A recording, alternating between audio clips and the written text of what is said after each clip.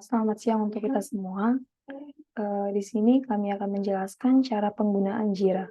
Sebelum kami menjelaskan cara penggunaan Jira, kami akan memperkenalkan diri kami terlebih dahulu. Eh, Perkenalkan, nama saya Elizabeth Margaret Sirait.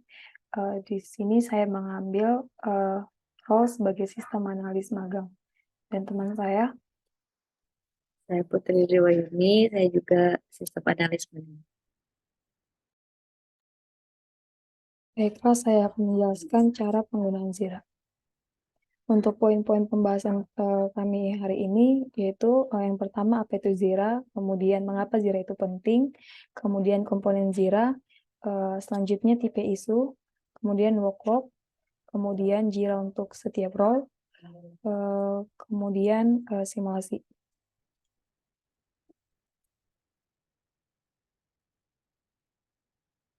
Apa itu Jira? Eh, Jira ini merupakan produk dari perusahaan Atlassian, merupakan project management, yang dimana tools yang mendukung metode Agile, Scrum, dan Kanban. Jira Software menjadi bagian dari rangkaian produk yang dirancang untuk membantu tim dari semua jenis mengelola pekerjaan. Kemudian, mengapa Jira itu penting?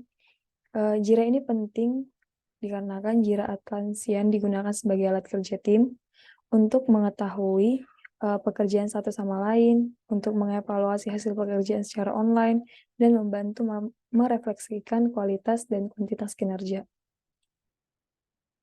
Apa sih komponen dari Jira?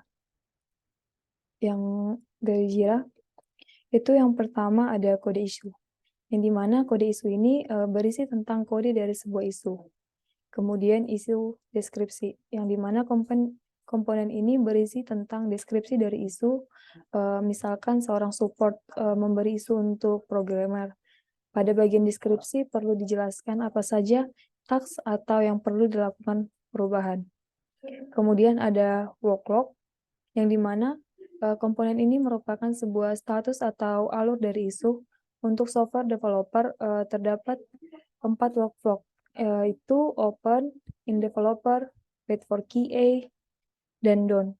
Sedangkan untuk project management terdapat 3 flow, yaitu to do, in progress, dan done. Kemudian assign, yang dimana komponen ini merupakan informasi mengenai siapa yang menerima tugas dan task. Ada report, yang dimana komponen ini merupakan informasi mengenai siapa yang memberi tugas atau task. Kemudian stand up or plan date. Stand up or plan date ini komponen yang dimana informasi kapan tugas dan isu akan dikerjakan. Dan yang terakhir ada komen. Untuk komponen ini merupakan catatan dari isu. Selanjutnya tipe isu. Pada Jira terdapat beberapa tipe isu seperti test case, task, subtask, technical task, new feature, improvement, story, bug, dan epic. Kemudian kami akan melakukan simulasi yang akan dilanjutkan oleh teman saya.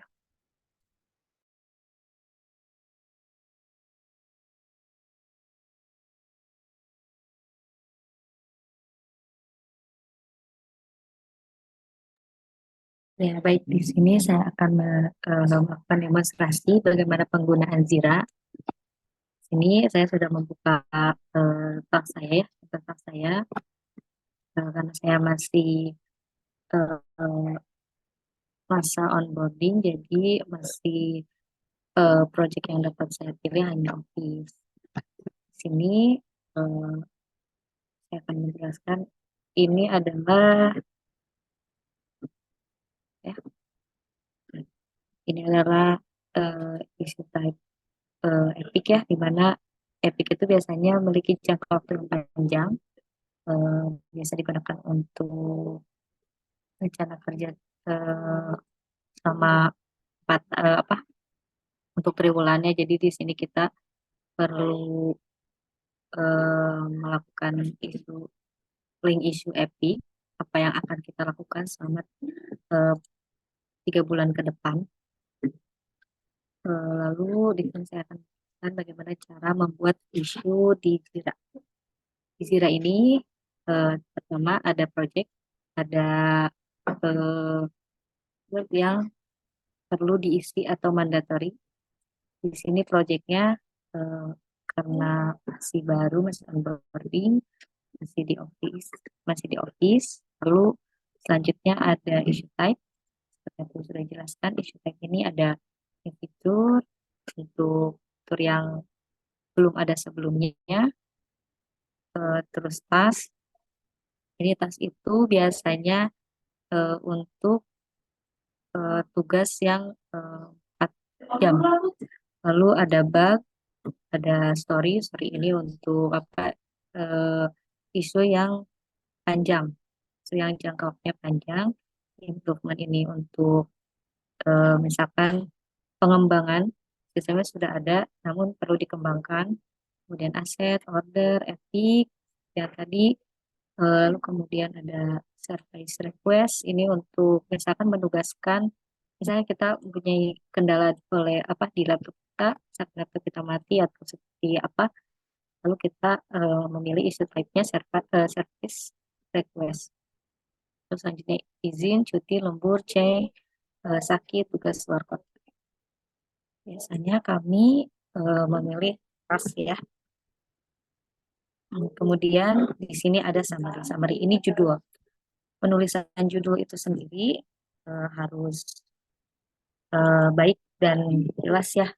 Lalu penulisannya pun perlu diawali dengan huruf kapital. Misalkan membuat video penggunaan Jira. Di penulisannya perlu seperti ini. Selanjutnya ada priority. Priority ini prioritas, apakah tas kita ini memiliki level yang medium, yang tidak urgent dan tidak juga biasa saja gitu ya, atau yang highest ini sangat urgent, high main urgent, low ya mungkin biasa aja, dan lowest ya level rendah lah gitu ya. Lalu di sini ada reporter. Reporter ini adalah seorang yang memberikan tugas kepada kita, karena kami masih di onboarding gitu ya. eh, di sini reporter saya Mbak Maria. Jadi kita tinggal kerja, jadi namanya kemudian kita. Lalu komponennya di sini ada belajar, documentation, onboarding, sharing knowledge, meeting, upskilling, dan sharing knowledge. Dan orang ini kapan isu ini akan dikerjakan, misalkan hari ini. Selanjutnya worksite, ini di mana kita mengerjakan isu tersebut atau isu ini ya, karena kita di kantor, jadi headquarter Bandung. Misalkan di site, hospital site, gitu. Kemudian ada description. Description ini menjelaskan isu ini tuh bagaimana dan apa. Biasanya kita mengisikan dengan inputnya apa, prosesnya apa, ya, ya, ya.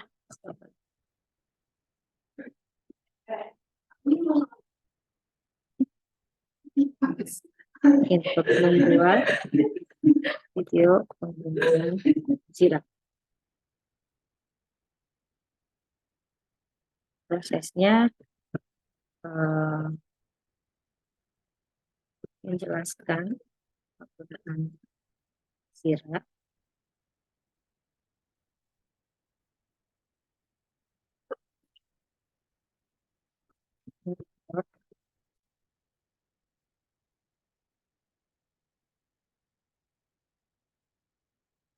video Jira, mungkin juga bisa mengunggah video tersebut ke YouTube. Misalnya, outputnya adalah dapat menjelaskan penggunaan Jira melalui video, misalkan seperti itu. Dan harus jelas ya, di sini prosesnya seperti apa, mulai dari apa yang harus dilakukan, bagaimana, dan terus lebih rinci lagi. Kemudian ada di sini yang mandatory lagi, original estimate ini adalah berapa lama sih estimasi kita mengerjakan isu tersebut. Misalkan 4 jam atau 3 jam. Lalu selanjutnya di sini ada assigning. Assigning ini siapa yang diberikan tugas. Karena tugasnya diberikan pada saya, jadi di sini bisa diklik assign to me. Untuk yang mandatory hanya segitu ya. Namun di sini juga ada peer review. Peer review ini adalah review dari atasan. Misalkan di sini saya menuliskan Mbak Maria atau siapa nantinya tas kita ini akan dinilai atau direview oleh peer review tersebut, dan kalau saya tidak salah itu di sistemnya seperti ini ya, bintang atau eh, sekian per 5 gitu kalau saya tidak salah ya. Lalu kemudian sudah mandatory segitu aja, lalu bisa kita create. Nantinya akan muncul di bagian sini kita telah berhasil membuat isu dengan kode OF sekian, dan ada di sini view issue atau copy link.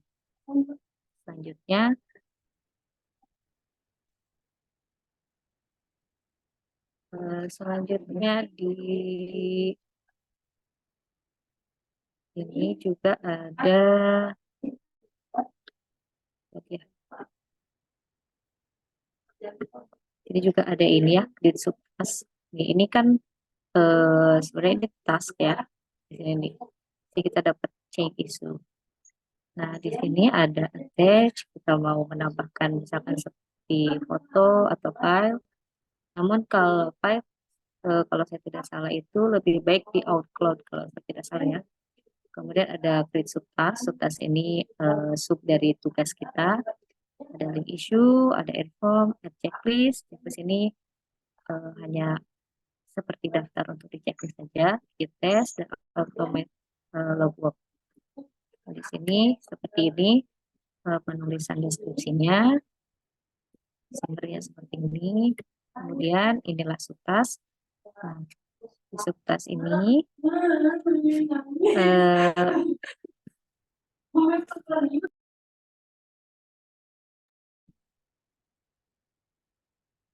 nah, di sini ada presentasinya ya dari seberapa banyak subtask kita dan berapa banyak yang sudah kita done. Lupa.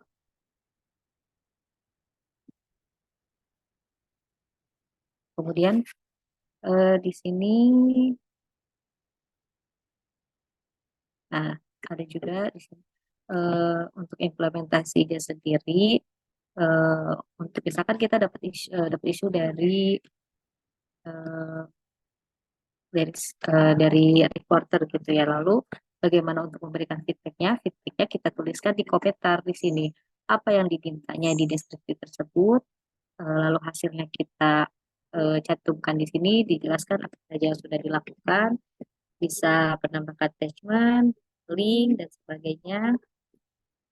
Ya, kita ini. Kemudian saya akan mendemonstrasikan tentang workflow. Workflow ini seperti alur kerja ya. Jadi ada to do, start, progress, dan done. To do ini artinya kita belum melakukan apa tugas kita ini belum diapa-apain gitu ya, eh, masih kosong lah gitu. Kemudian kita bisa berubah jadi harus di progress, mengerjakan sesuai dengan estimasi waktunya. Kemudian di dan ini nanti akan muncul resolution ini.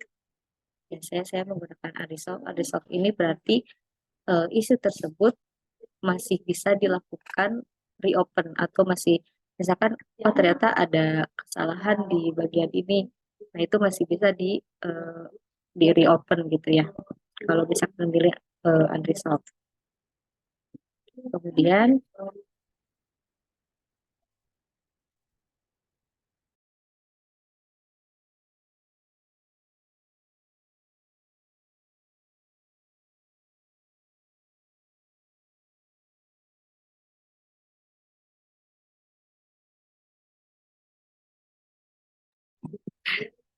kemudian di sini juga ada workload.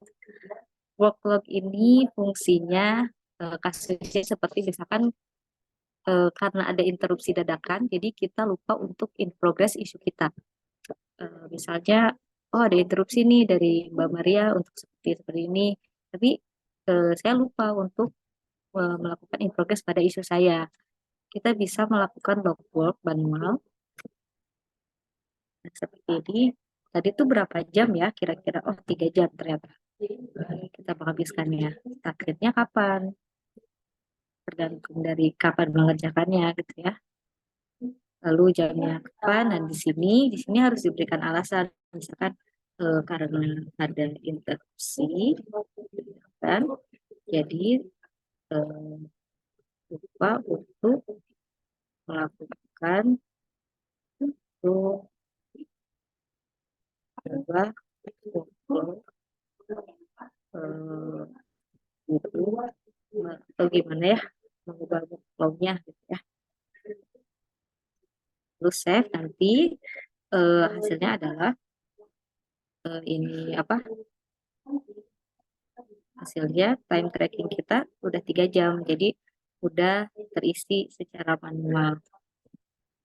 Mungkin itu akan memudahkan ya. Oh jadi bisa dong kalau misalkan isunya kita login aja terus ya memang bisa gitu tapi Zira ini ya apa eh, pencatatan apa ya historinya tuh ada gitu jadi mau bagaimanapun nanti akan tercatat di sini logbook ya pada isu ini dari 2 Juni change logbook itu dengan alasannya sekitar berapa estimasinya jadi walaupun eh, terdengar bisa lah ini mah gitu ya kita akalin tapi ya tetap aja ada apa ada pencatat apa ya ada pencatatan riwayatnya seperti itu.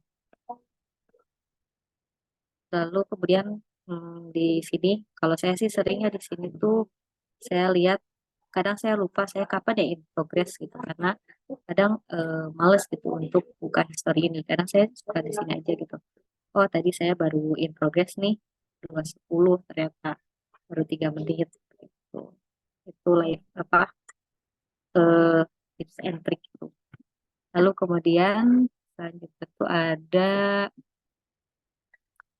search. Search di sini kita bisa cari tas kita, baik dengan OF, misalkan OF, ya, kan OF, nih, misalnya. Kemudian lalu ada juga, bisa juga dilakukan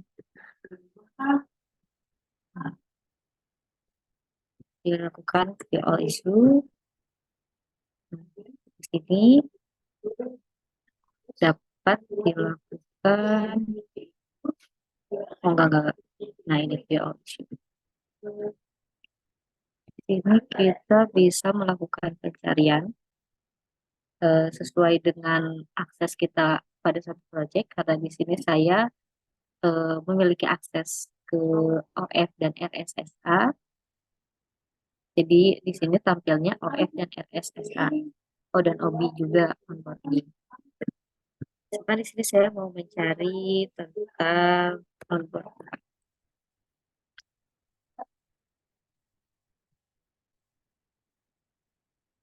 Terus di sini juga ada fitur filter di mana proyeknya apa nih? Proyeknya bisa RSSA atau onboarding atau office gitu ya. Misalkan kita klik this. Tipenya apa nih? Tipenya bisa status, bisa atas, bisa apa improvement atau sebagainya. Mungkin saya suka ya. Tas sini statusnya apa, dan terus atau to do. Saya ini siapa? Bukan saya ya. Jira akan otomatis melakukan filter dan menampilkan isu terkait dengan filter yang telah kita lakukan. Jadi sangat mudah. Kemudian selanjutnya kita dapat memeriksa apa ya, workloads kita, reportnya, yaitu di ini, kemudian di My Active Timer.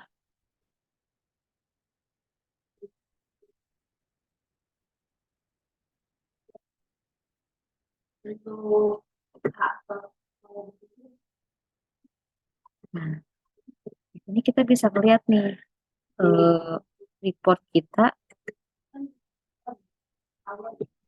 atau jam kerja kita gitu.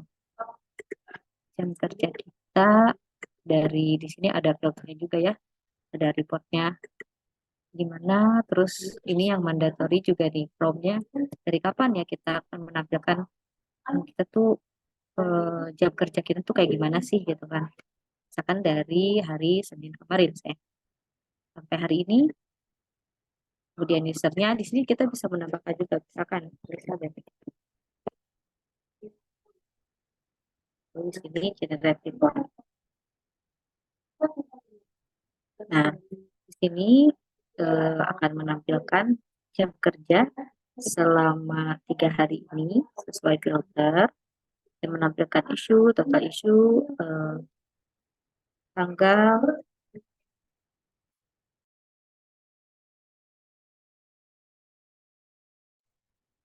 lalu selanjutnya sih juga kita bisa menambahkan misalkan summary judulnya, jadi kita nggak pusing gitu ya kode doang mah.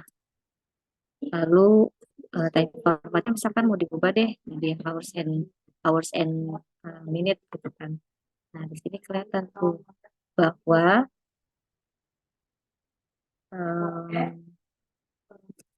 ya, coba yang saya dulu.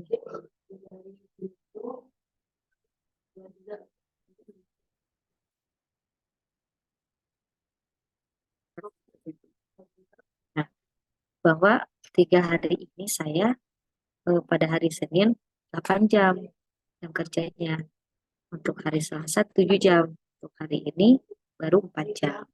Jadi di sini selain misalkan atasan kita atau yang atasan kita gitu ya untuk bisa melihat jam kerja kita, kita pun bisa memeriksa gitu, bisa melihat bahwa jam kerja kita tuh oh udah segini, oh ternyata segini gitu.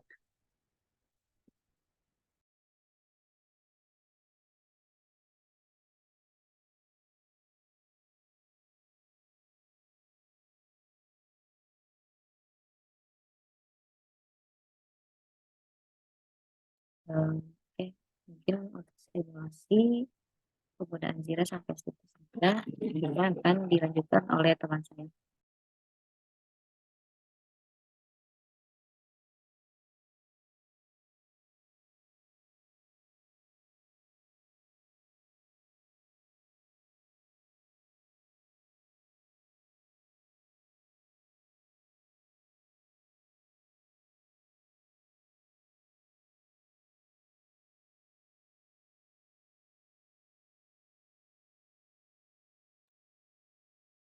Nah, setelah kita melihat gimana sih simulasi penggunaan Jira itu, di sini saya akan menjelaskan Jira untuk setiap role-nya. Jadi Jira untuk developer itu di mana developer menerima isu dari sistem, analis, atau fungsi lainnya yang membutuhkan fitur di aplikasi, kemudian membuat isu test case kepada analis atau fungsi sebagai tools untuk testing. Kemudian developer juga membuat isu task untuk kegiatan tertentu seperti meeting atau diskusi. Kemudian Jira untuk analis dan sistem support, yang dimana Analis dan sistem support ini membuat isu kepada developer untuk penyelesaian fitur pada aplikasi, kemudian sistem analis dan sistem support juga menerima isu test case dari developer untuk proses testing, kemudian sistem analis dan sistem support juga membuat isu task untuk kegiatan tertentu, dapat membuat isu task untuk kegiatan tertentu seperti pembuatan desain fitur, meeting atau diskusi, pertemuan dengan user, atau yang lainnya. Mungkin untuk penjelasan kami sekian.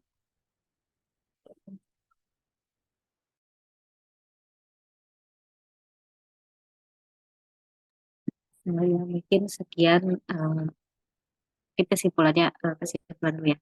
Mungkin kesimpulannya bahwa Jira ini merupakan salah satu ini ya, itu project management di mana sangat fiturnya sangat lengkap, eh, ya kompleks juga tapi praktis gitu ya, di mana kita bisa salah satu fungsi itu kita bisa mengetahui gitu, eh, kita bisa mengetahui progres dari satu project atau dari satu tim gitu ya. Kita bisa melihat progres dari anggota tim teman kita gitu kan, atau ini kayak gimana nih progres untuk project ini gitu loh. Jadi ini bisa diakses oleh orang yang memiliki akses gitu. Jadi sangat praktis banget, dan memang untuk orang yang awam gitu seperti saya juga baru pertama kali gitu kan tahu bahwa ada tools seperti ini, dan memang di awal sangat susah gitu, adaptasinya sangat susah sekali. Namun dengan praktek dan eh, riset lainnya gitu ya, cari-cari tahu ya, ternyata mudah juga gitu ya. Jadi mungkin segitu aja dari kami eh, tentang bagaimana penggunaan Jira. Sekian, terima kasih. Assalamualaikum warahmatullahi wabarakatuh. Selamat siang semuanya.